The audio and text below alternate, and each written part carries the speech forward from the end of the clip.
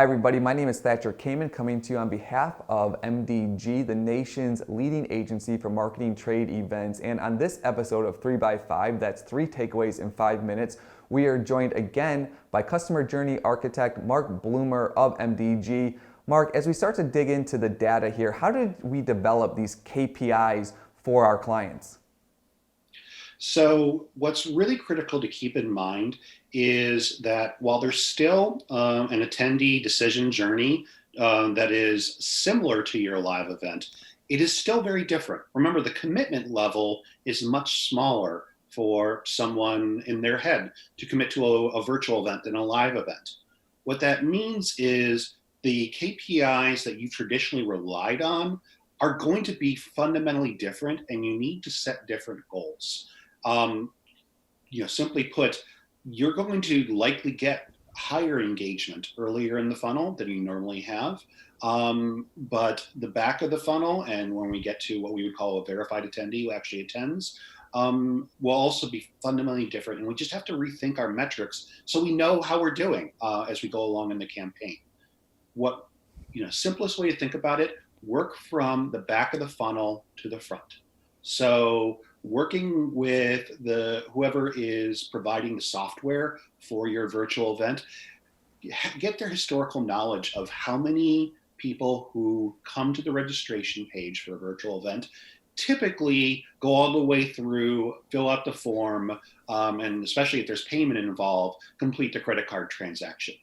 So understanding that ratio, what percentage of people, is it 4%, is it 8%, will tell you how many people you need to drive to that event registration page in order to hit your registration target.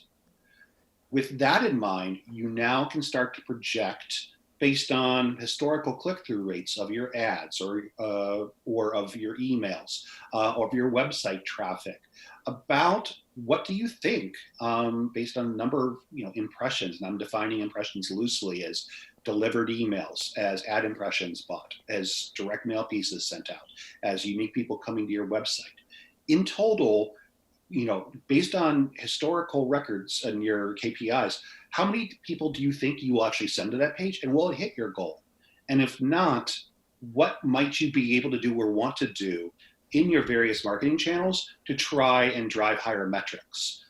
This math-based approach will give you, first of all, a gut check on whether you're going to hit your attendance goal, and second of all, give you targets to shoot for every single day. And so with all of this collaboration that's going on, how do we create as a frictionless environment as possible? You hit on a fantastic point. Completing a digital campaign like this in what for many of us is going to be an unfamiliar environment. We're used to doing live events. Now we're talking a virtual event, meaning we are going to need to be able to get our content quickly out to our attendee segments and see what works, see what doesn't work against the KPIs we just talked about. And for things that aren't working, be prepared to pivot. What I'd recommend is create a small working group that focuses on just marketing this virtual event. That's a significant part of their time. And they are meeting semi-weekly, looking at results and making decisions on how to pivot. To do this, they need to have the authority to make decisions, be able to move fast, be able to change copy, be able to change where you're spending money. And so they need to be empowered to do that, because you're going to need to learn what you don't know. And these are things you don't know. You'll only find out when attendees are responding or not responding to the messages you're putting out there. And so with all these decisions being made so quickly here, Mark, what should be the best way to project manage or just make sure that tasks are being completed in an environment where time is really going to be somewhat limited because we are having to move very fast? Absolutely. I would recommend, regardless of what your current project management system is now, keep this simple.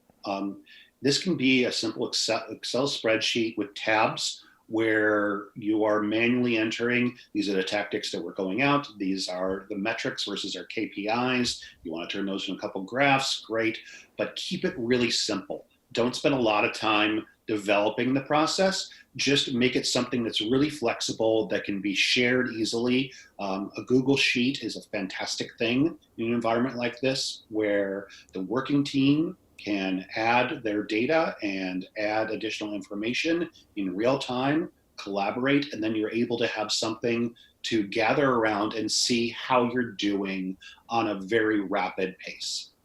And so, Mark, somebody with so much experience in the customer journey, someone like you has to be kind of excited about the amount of data that will be able to be extrapolated from all of these virtual events.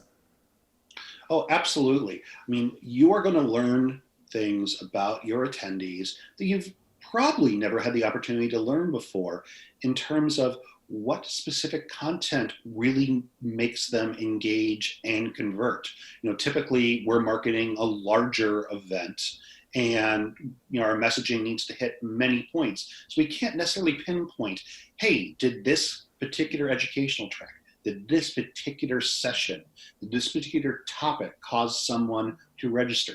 That data is going to be fantastic, not just for you as marketers, but for your content team moving forward, to know what actually gets people to say, yep, that is something I need to do, that is paramount to me, and I want to be involved. And that's the whole goal there, just to get people as involved as possible, given the new precedent that these virtual events will be setting. Mark Bloomer, the customer journey architect from MDG. Thanks again, Mark, for your time on this episode of 3 by 5. Thank you. I had a blast.